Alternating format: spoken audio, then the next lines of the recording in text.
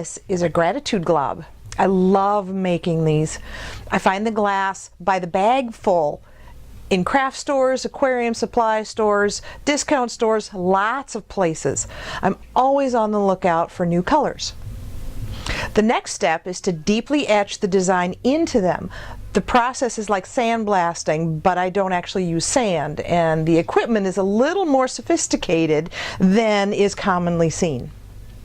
After a bit of cleanup comes the complementary color of paint, or perhaps gold and silver paint, or some I just leave natural, which is still my favorite. The symbol I use is the universal symbol for gratitude, and yes, there is a story.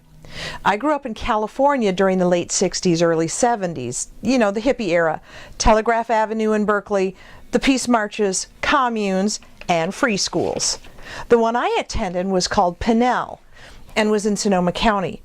In class one day, the discussion came around to a new thing, the worry stone. The idea was to carry a stone to rub during times of stress or worry to help soothe the bearer. The teacher tossed out an interesting question.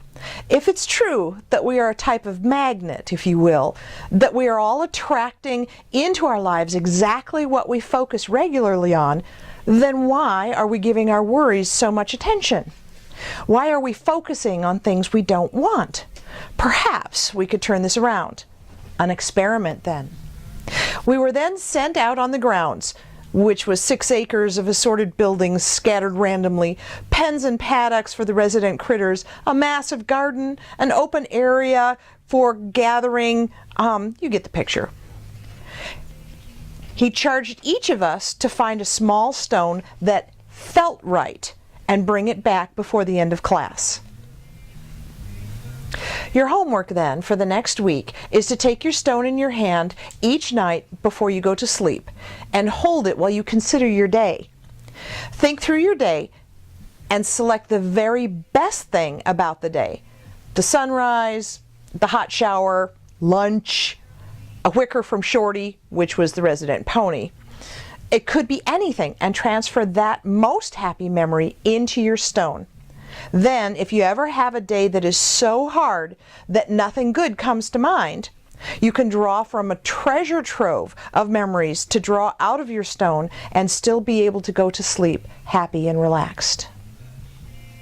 In a very simple way, he taught us to pay attention to the world around us, to each other, to ourselves, to be attentive, respectful, accountable. He taught us the practice of gratitude. I was 12. This is my original stone. Several years ago, a friend of mine, after hearing this story, stumbled on this universal symbol for gratitude, researched it a bit, and we put it to use on my stone. I was delighted and handed the finished piece to him. He played with it a bit, then looked at me and said, "Yeah, but you don't do stones, you do glass." Thus it began. I now have my glass stones spread across the country, and a few have made it overseas. One of my favorite stories is of an elderly gentleman that bought a dozen or so. It seems he and his wife were moving to the Southwest, a difficult time for they and the grandchildren. He took each grandchild aside, told the story, put a gratitude glob that he had carefully selected for each child, and said, "Now this one is for you. I already put the first memory in it. How very grateful I am that I was chosen to be your grandfather." I have a passel of these kinds of stories, but that one is my favorite. It's not always what I do that matters to me. It's what my work empowers others to achieve that makes the difference. I like being a catalyst.